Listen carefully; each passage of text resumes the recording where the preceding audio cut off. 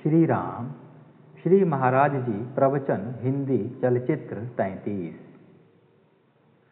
नामस्मरण से सद्बुद्धि निर्माण होती है। कौरव पांडवों को कम से कम 5 गांव दे दें तो युद्ध की नौबत टल जाएगी। इस हेतु से भगवान स्वयं बीच बचाव के लिए दूत बनकर दुर्योधन के पास गए। उस समय दुर्योधन ने कहा कि भगवान, आप जो कह रहे हैं वह सब ठीक है।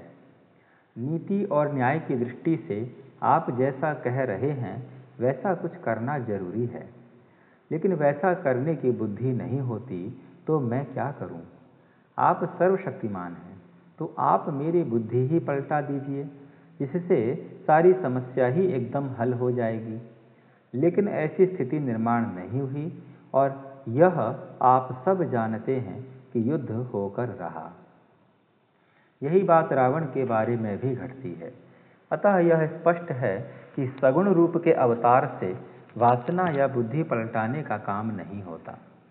सद्बुद्धि निर्माण करने की शक्ति सिर्फ भगवान के नाम में ही है। इसलिए त्रिकाल में अबाधित रहने वाले नाम के अवतार की अब आवश्यकता है। नाम का मतलब ही भगवान है, वही नाम हम अनन्य भाव से लें। किसी एक आदमी का स्वास्थ्य अच्छा था, लेकिन उसके पैर में कोई बीमारी पैदा हुई।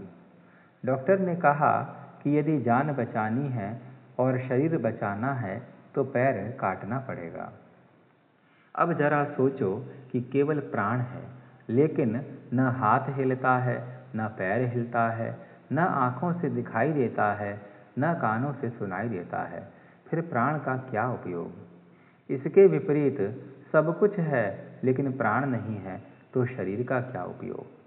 प्राण है लेकिन एकाध अवयव नहीं है तो जीवन चलता है।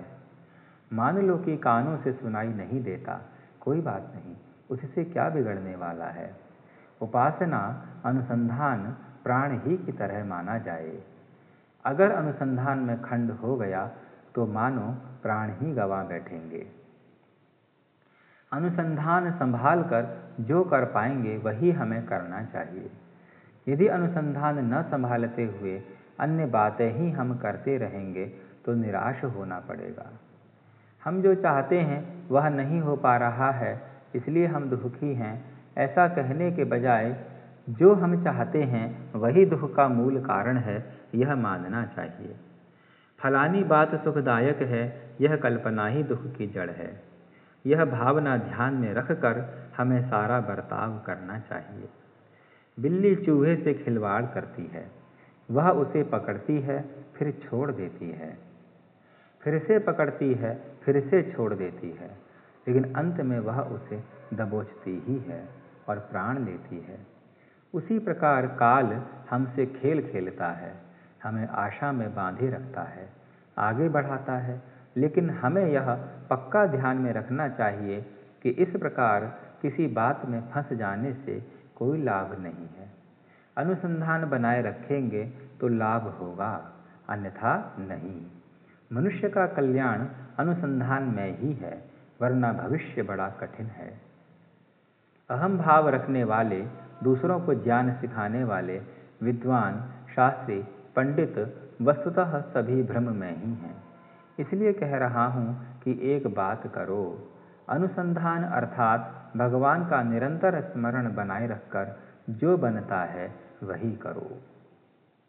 अपनी इच्छा के अनुसार बातें बन नहीं रही हैं, यह भगवान की कृपा ही है।